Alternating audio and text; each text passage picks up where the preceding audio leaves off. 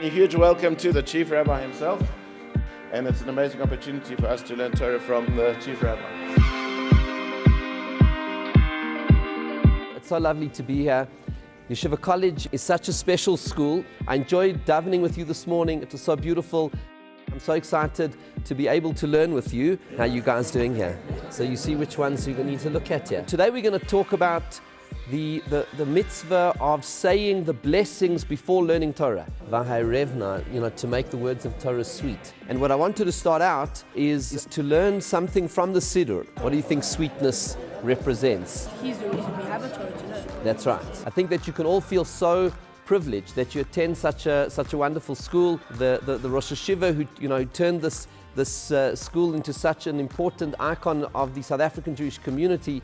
Rabbi Tanz of blessed memory was someone that I regarded as a mentor and looked up to him, and so you're privileged that the school has his imprint and his spirit on it. You're also very privileged that you have a Rosh Yeshiva who's such an outstanding Talmid Chacham, Rabbi Taylor. You're also privileged to be led by such a dynamic team, Rabbi Zayden, and the teachers that make up this wonderful Torah department. And I enjoyed listening to you, learning in Chavrusas.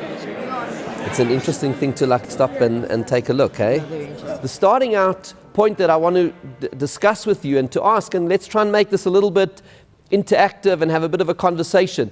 We know that we say many blessings as part of life of what it means to be a Jew. If we have food, we say a blessing. If you see the ocean and you haven't seen it in 30 days, you say a blessing. If you see lightning, you hear thunder, we say a blessing. But there are only two kinds of blessings which are prescribed in the Torah, midoraisa. The other blessings are all rabbinically instituted. The two blessings which are prescribed by the Torah, anybody want to suggest which are the two main? Yeah. Birkat HaMazon. Tefillin. And Tefillin is a mitzvah doraisa. The blessing before is actually rabbinic. What is the other mitzvah doraisa? What we've been learning today. The Birkas HaTorah. The Gemara in Brachos learns it from the pasuk Kishem Hashem Ekra V'Godel Elokeinu, that this is also. So we have two blessings that we say which are a mitzvah doraisa. The one blessing is the benching that we say after eating bread and after eating food, and the other is the blessings that we say before learning Torah.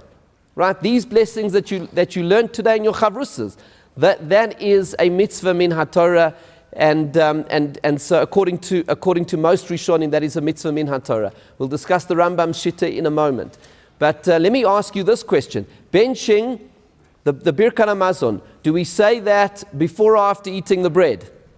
After, right? The blessings before learning Torah, do we say those blessings before or after? Before. So why is it that the benching you say after and the blessings of learning Torah you say before? It's a complex, it's a profound, deep question, a question which the Meshech Chochmah asks, and it's something to really think about. And he makes the following point, unless anyone wants to suggest a theory, it's a very deep concept. The Meshech Chochmah says part of the purpose of the benching is not just to say thank you. Part of the purpose of the benching is to keep us loyal and humble and committed to Hashem. When are we most likely to not be? That's after we feel full. When a person's hungry and they need Hashem in times of difficulty and times of distress, in times of need, then people turn to Hashem because they feel they need Hashem. When a person is doing well, when they have success, when they're feeling full, then they can forget about Hashem. It's much easier to become arrogant at that point. So therefore he says the benching we do afterwards, when we're feeling full. The blessings before learning Torah we have to do before, because they frame the way that we learn. They give us the perspective of why it is that we learn Torah and what makes the Torah so special. That's what the purpose of the blessings of learning Torah before. And that, by the way, is how the Aruch HaShulchan explains the opinion of the Rambam. Because there's a famous debate between the Ramban and the Rambam. The Ramban says that the blessings, he counts it as one of the 613 mitzvahs. The Ramban says that one of the 613 mitzvahs is to say these blessings before learning Torah. The Rambam does not count it as a separate mitzvah. The Aruch HaShulchan says the Rambam agrees it's doraisa, it's from the Torah, but it is part of the mitzvah of learning Torah itself. Because these blessings put us in the right frame of mind. And that's what I wanted to discuss with you this morning. how do these blessings put us in the right frame of mind to learn? Why can't we just pick up a book and start learning? Why do we have to have the words that we say, these blessings, these brachas, why do we need them in order to frame the experience that we don't just go and learn? So what do you think? Does anyone want to share a thought about this? If you're coming to learn Torah, what do you think could be a mistake that a person could make when they're coming to learn Torah that these blessings have to come and clarify? Torah is a tremendous wisdom, right? So a person, when they're sitting down to learn, could think, I'm learning this for knowledge, for information. This is very interesting. It's amazing things to learn. But is that the right philosophy? Where did this Torah come from? Why is it so special? That's what these blessings are. So now, what I want to put to you is the following: is to ask you this question from your chavrutas. What themes did you notice in these blessings? What are some of the ideas that you saw there that we can learn from these blessings? What did you find? Yeah. Well, in the first one for Ashkenazim is different to the Sephardim. Correct. Correct. So it's just asking to learn and enjoy it. Yes. So la'asok, that's a very interesting thing. It's okay. So firstly, you're right. There's a discussion about the nusach, about what is the correct formulation. Is it just al divrei Torah, which could be more holistic, or is it la'asok b'divrei Torah? And what does la'asok mean? What do we learn from that? Yes. We're asking Hashem to make the Torah sweet for us and to make it more enjoyable for us. Excellent. So that's another theme from the next part of the blessing. Va'arevna says we're asking Hashem to make it sweet. Okay? What is sweetness? I mean, a chocolate is sweet. So that's something that you enjoy. That's what makes it enjoyable. So we're asking Hashem to make it sweet. Any other suggestions for things that we can learn from these blessings? Thanking Hashem for choosing us to let us learn His Torah. Yes, we're thanking Hashem for choosing us to give us the opportunity to learn. Yeah. Maybe bring Torah into practice.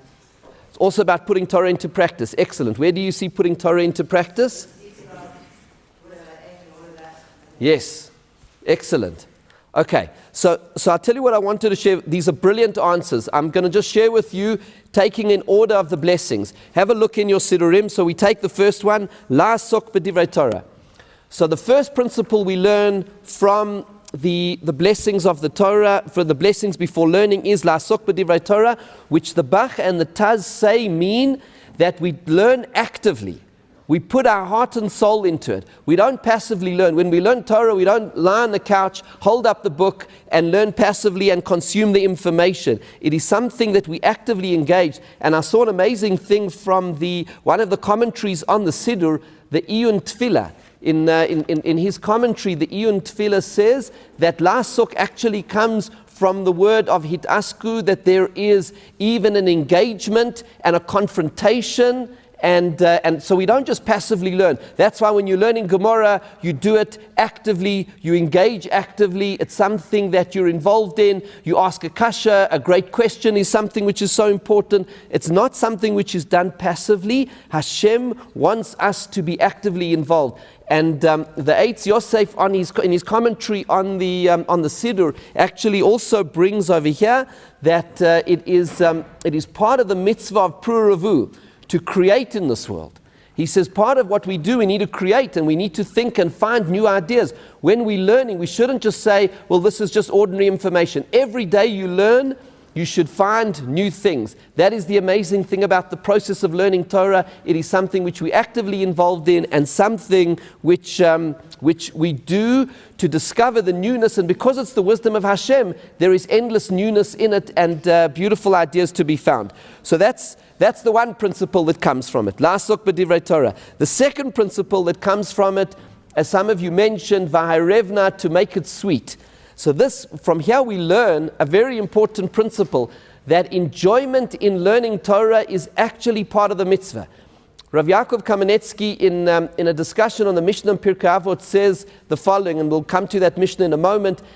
He says that we see from the Gemara in Shabbos that you can deduce halachas you can deduce the definition of a mitzvah from the way the blessing is formulated. So, for example, the Gemara discusses, is the mitzvah of Chanukah candles, is it to light the Chanukah candles or to place the Chanukah candles? And where does the Gemara learn that it's a mitzvah to light the Chanukah candles? Because the blessing for Chanukah candles is lahadlik ner shel Chanukah. So Rabbi Yaakov then learns, he says, since the blessing before learning Torah says va'arevna, that means the enjoyment of learning Torah is actually part of the mitzvah. It's not just the add-on, the extra, it's actually part of the mitzvah. Why do you think it's so important to enjoy your learning? Exactly. You'll come back and learn again and again, because if you're not enjoying it, you're not going to, how will you keep doing it? Yeah. Also, sort of, because you want to learn it, because of your enjoyment, but also in terms of your understanding and your memory and impacting you. Excellent. Excellent point. So one is that you'll come back to it. Number two is you actually understand it better. Something you're enjoying, you're going to understand it better. Yeah. When you enjoy it, you go into more depth than you... Yes, you go into more depth. You don't want to just understand it superficially. So it becomes such a much more powerful experience. But you know what's so interesting about this blessing? We davened to Hashem and said, Va'arevna. And boys, I want you, when you are davening this, think about that you're asking Hashem every morning, that you're asking Hashem for the gift of enjoying your learning. And I promise you one thing, one can't give guarantees in life, but I cannot believe that if you ask Hashem to make the words of Torah sweet in your mouth, that you will enjoy it, that Hashem can't refuse that. It's a guaranteed. Sometimes we daven for Hashem and we're asking things to Hashem and He has another plan and He says, no, this can't happen or that can happen. But if you ask Hashem to enjoy your learning, how can He say no to such a thing? Va'arevna. So when you're saying these blessings in the morning, say them with kavanah. Va'arevna. Hashem, make the words of Torah sweet in my mouth. Rabbi Yaakov connects it to a Mishnah in Pirkei Avot that says, V'haveshoset divreim b'tzameh, drink their words with thirst. You know, so when you're drinking water, you can drink water for two purposes, right? Do you know that there's a certain number of glasses of water that you have to have for health? How many glasses, what do they say these days? 8 glasses of water a day. It sounds like a lot of water, but you have to now. So let's say a person has only had 2 glasses of water. You have a third, it's a cold day, you're not really thirsty, but you're having the water because it's healthy. Or you can drink the water, it's a hot day, it's boiling, and you are so thirsty, and then someone brings you a cold glass of water. So the one is an experience where you're drinking the water because you have to. The other is the experience you are drinking the water because you want to, because you're thirsty. So when the Mishnah says, drink their words with thirst, what is it saying? Torah is like water. We can't survive without it. Body can't survive without physical water, and the neshama, our soul, cannot survive without Torah. But you can drink the waters of Torah because you have to or because you want to. Va'arevna is because you want to. It is part of the mitzvah.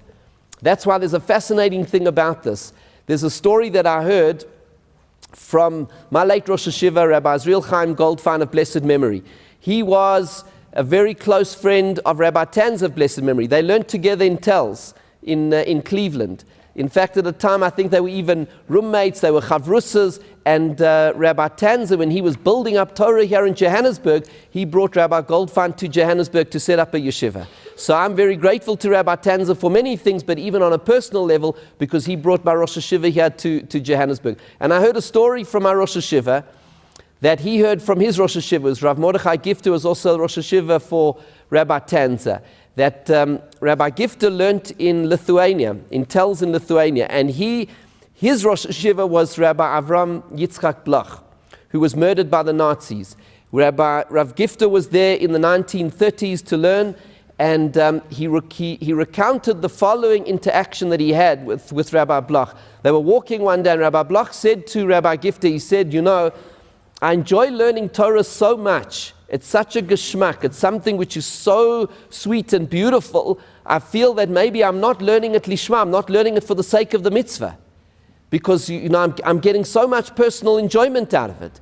And Rav Gifter answered him and he said, Efsha, this is a lishma. Maybe that's the lishma. Maybe the real lishma is, and the Eglat Tal says it, and many of there are a lot of sources for this concept, that the highest level of learning Torah is to learn it, not because you have to, but because you want to. And that's what we daven for in Va'arevna. And the other theme in Va'arevna is the continuation to the generations. That's why I'm so excited to go through this with you here today, because if we're going to have a future as a community, as Am Yisrael, as the Jewish people, it's in your hands.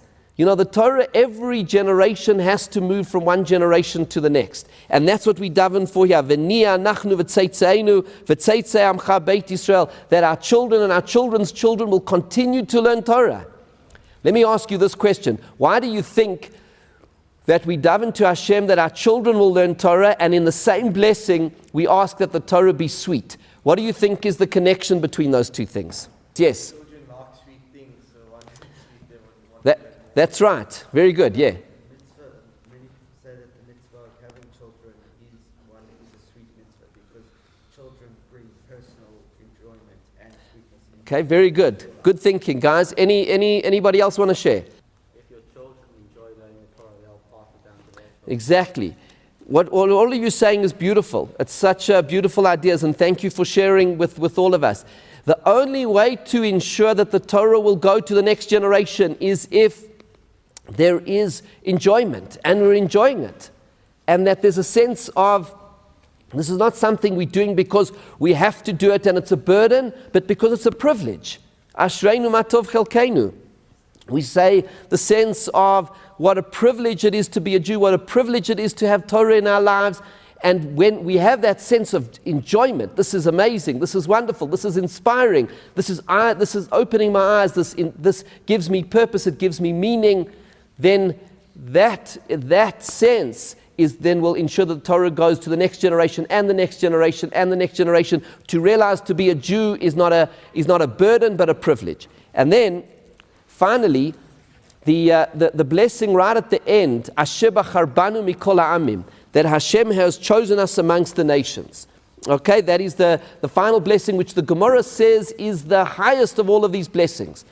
Hashem, and the Torah says an amazing thing on this blessing. See in your Sidurim, what do we say there? Asher bacharbanu mikol ha'amim. Hashem, you have chosen us from amongst all of the nations, and you have given us, who has given us His Torah, and we thank Him for that. The Torah says when we say these words, we should be thinking to ourselves that we are standing at Har Sinai, at Mount Sinai, and that we are receiving the Torah. But we don't only remember the giving of the Torah once a year at Shavuot. The Torah says every day when you say this blessing, you should be picturing yourself standing at the foot of Mount Sinai and Hashem saying the words, Anochi Hashem Elokecha, I am the Lord your God. Zachras Yom HaShabbos L'Kadsho, remember Shabbos, Kavedet Avicha, honor your parents. Think about the fact that Hashem gave us the Torah. Why do you think this is so important to mention before learning Torah? Any ideas? Why do you think this is so important to mention before we learn Torah? Yes? So we can feel like it's a privilege. Very good. And to add on to that, does anyone want to add on anything further? It's in a certain sense, and this is why I believe the Gemara says this is the highest of all of the blessings before learning Torah. This is the heart of it all. This is the heart of it all. Because, what does the Torah give us? What does the Torah give us? If you say it gives wisdom, there's lots of wisdom in the world. We live in a world where there's so much wisdom and so many ideas. And in fact, the Midrash says it. That somebody says, if someone will say, Chochma bagoyim, that there is wisdom amongst the nations of the world, Tamin, you should believe them, because there's lots of wisdom. But we live in a world where there's so many ideas and books and speeches and all different things. But Torah bagoyim al Tamin. But if someone says there is Torah amongst the nations, do not believe. What is the uniqueness of Torah? What makes Torah wisdom unlike any other wisdom in the world, unlike anything else that you can ever learn? Yeah. Torah is, what makes Torah unique is that it comes from Hashem. All other wisdom was created by human beings. All other knowledge, information, analysis comes from the human brain. Whereas the source of Torah is from Hashem. He gave us the Torah. He gave us the written Torah. He gave us the oral Torah. And then, of course, we get involved in it. La'asok b'divrei Torah, like the first blessing, we get involved, we discuss it, we add different points, we add uniqueness into it, we add chidushim into it, but it is Hashem's Torah. At the beginning and the end of it, that is the definition of it. And if you take that away, it's no longer Torah. That's why this is the most important blessing. It explains why all of the other blessings, it explains why we put effort into our learning, La'asok b'divrei Torah. It explains why it can be sweet, because this is the wisdom of Hashem. It explains why it's so important to us, because this is not just another subject. You're at school. You're learning all kinds of things, all kinds of subjects. Torah is not like another subject. When you start to learn Torah, we say these blessings. Torah is not like maths and science and history and biology. It is not like poetry. It is not like literature. It is not like anything else, because this is the direct, pure wisdom of Hashem. And that's what we remind ourselves when we say Asher Bachar Banu. And that is so important, because that goes to the heart of the definition. Let me ask you this question. An amazing Rambam, and maybe you can explain this Rambam. The Rambam says, we know that what is the holiest object that we have in Torah? What is the holiest object in Judaism? A Sefer Torah, right? A Sefer Torah comes into the room, we stand up. If it drops, we fast. We look after it, we hold on to it. Rambam says an amazing thing. If a person who does not believe that Hashem gave us the Torah writes a Sefer Torah, that Sefer Torah, says the Rambam, has no holiness, you burn it.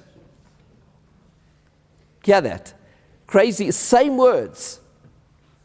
But if the sofer who's writing it believes Hashem gave it, it's holy. If the sofer who's writing it does not believe in Hashem, says Hashem doesn't exist, He never gave us the Torah, this is just literature, then that Sefer Torah is worthless.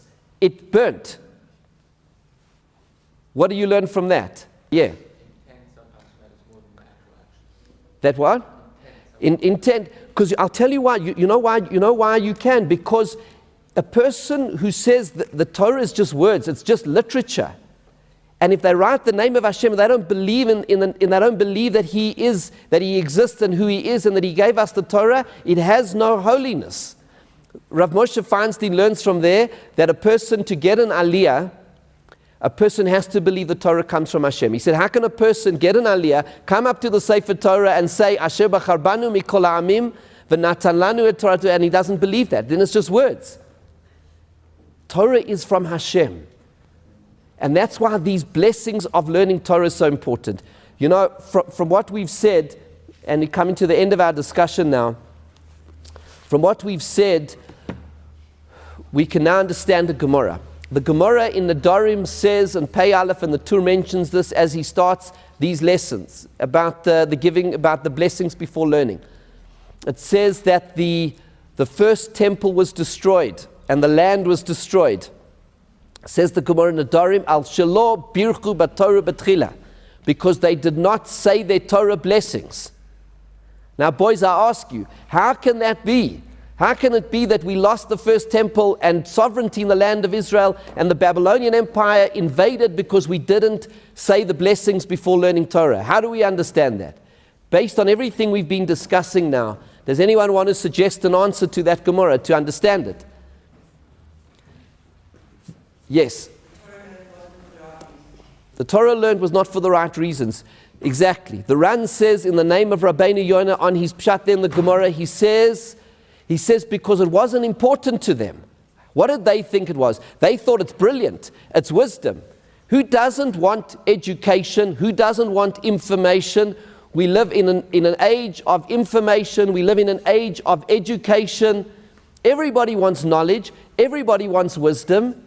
So then a person can say, listen, I want to learn Torah because I want the wisdom, I want the knowledge, I want the information, I want the education, I want the personal empowerment, I want the intellectual stimulation, I want the honor, I want the recognition, I want all these kinds of things. But then I can also learn at the same time, I'll learn all of the other wisdoms in the world, and the Torah is just like something else. There's interesting philosophy you can get at university. There's fascinating books you can get on the internet. There'll be great speeches you'll hear in a TED Talk. You'll hear all sorts of fascinating things to learn about the world. And the Torah is also, it's fascinating, amazing, so interesting. But that's not Torah. It wasn't important to them. They did not see it as life itself. They did not see it as life itself. That is what these blessings, we say these blessings before to say the Torah is like no other knowledge or wisdom or system in the world. Because it comes from Hashem, and what the Ramban says in his Sefer HaMitzvahs when he defines this as a mitzvah, it is thanking Hashem not just for the knowledge. Because we know as Jews, knowledge, information, understanding is not enough. There is nothing deeper on an intellectual level than Torah. But Torah is not just about the intellect. What else is it about? And some of you said this before. What else is Torah about? It's not just about knowledge and information and intellect. It is about mitzvahs. It's about doing. It's about doing good in the world. We're not just here to be a tremendous intellect. It's about doing good in the world. And that's what Hashem gave us. And the Ramban says that is part of what we thank Him. Asher bachar banu. Thank you, Hashem, for giving us your Torah, because your Torah is the way that we know how to live. Torah is the way we know how to live. What else could be the greatest gift other than to know how to live our lives in the best possible way? And that will guarantee us that we can fulfill our purpose. That itself is the greatest gift. And that's why it's so important. And that's why it's so important when we are learning that before we sit down and learn. So we come back now in conclusion to where we started our discussion. We said, look, a lot of the blessings that we say, most of the blessings that we say, Baruch Atah Hashem, those are rabbinic in origin. They came from the rabbis of the Sanhedrin. Very important because we treat with great seriousness and dedication every mitzvah we have, even those instituted by the rabbis. Only two come from the Torah itself. The benching, the Birkat HaMazon, where we thank Hashem after we're feeling full to remind us to be humble and grateful, and the blessings of learning Torah. Because the Meshech Chochmah says those blessings of learning Torah before, they give us the framework. We now know what we are learning. We say these blessings before because we're not walking into a history class or a literature class or a maths class. We are walking into Torah. This is the living word of Hashem, which is the greatest wisdom of all, and it gives us a way to live our lives. We have to go in with the right attitude. And so the mitzvah of learning Torah is the foundation of what it is to be a Jew, and these blessings help us to approach it in the right way, to say, la'asok, we want to do this with our heart and soul, not passively, but actively. Va'arevna, to make it sweet in our mouths, that we will enjoy every moment of it. V'tzeitzeinu, that we will hand it on and ensure that it continues. And Asher bachar banu, thank you, Hashem, for the awesome privilege of what it is to be a Jew. Thank you, Hashem, for the awesome privilege of having the wisdom of the Torah, of having your mitzvahs, Hashem, so that we know what to do every day of our lives, so that we can fulfill our purpose and our mission here on earth. God bless you. Chag Sameach. So wonderful to be with you, and thank you so much for the privilege of learning with you today.